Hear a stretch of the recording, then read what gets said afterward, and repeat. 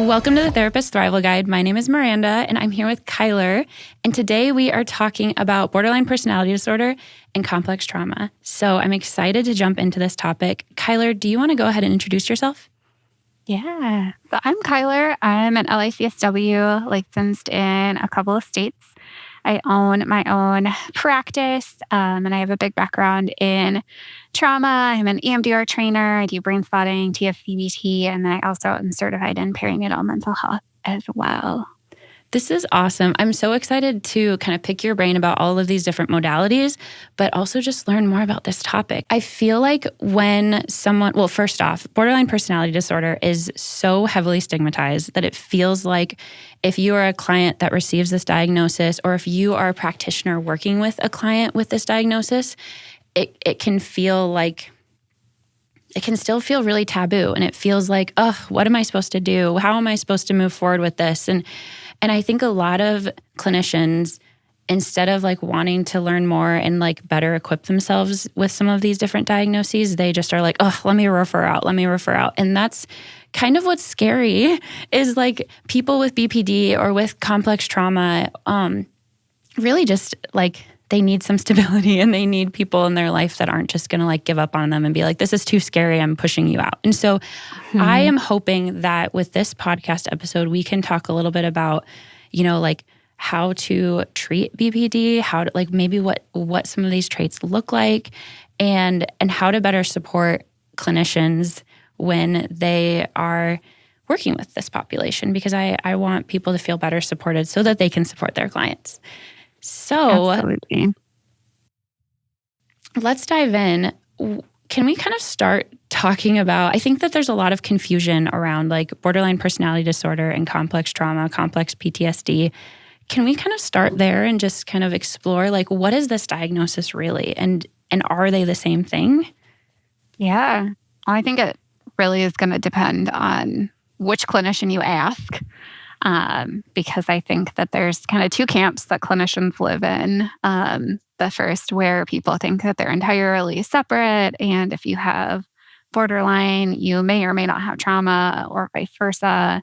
And then the other camp, where personality disorders are a manifestation of trauma. I tend to live in the second camp, where I think that they are very related. I've yet to meet a client that has personality disorder traits that hasn't experienced some really significant, usually childhood trauma, but even, you know, like trauma in their adult life as well. And so while I do believe the diagnoses are separate, they have separate criteria, whatever, I do think that they're very intertwined, where, again, I think you'd be hard-pressed to find somebody that has a BPD diagnosis or like DID or anything like that that doesn't also have really significant trauma. And so I do think they're really comorbid.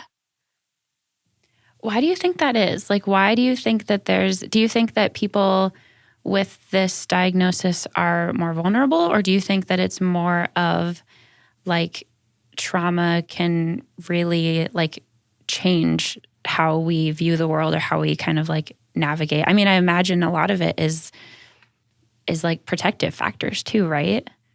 100%. Yeah. And that's, in my opinion, like what I think like borderline or many other personality disorders, like at their core, I think it's, you know, our brains trying to protect themselves, right? Like if you like borderline, if you take like the black and white thinking, right? Like people either like you or they hate you. There's no in between. That's very safe, right? Like if you have that all or nothing mentality, there isn't a gray. And so that is very controlling, right? And again, if you look at it from a trauma lens, like what is trauma if not a period of time where you didn't have control? And so if you put everything in those kind of boxes, if it's either this or that, then you have the ultimate control, right? And so I do think it is very protective. Oh, that makes so much sense. What are some other symptoms of borderline personality disorder? Like what are some of the other things that clinicians might be looking for?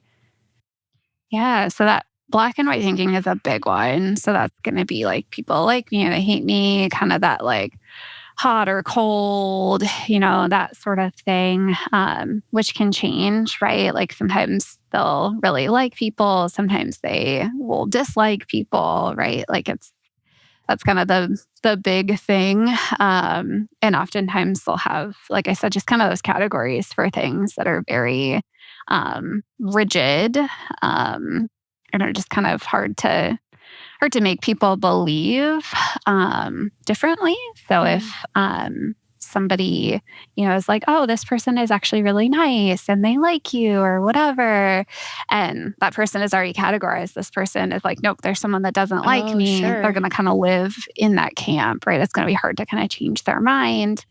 Oftentimes there's a lot of like instability with emotion because of that as well.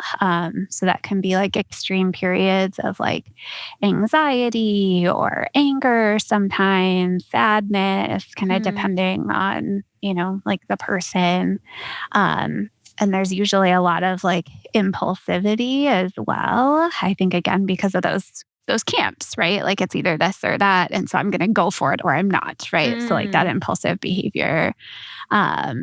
And then sometimes you can get people with suicidality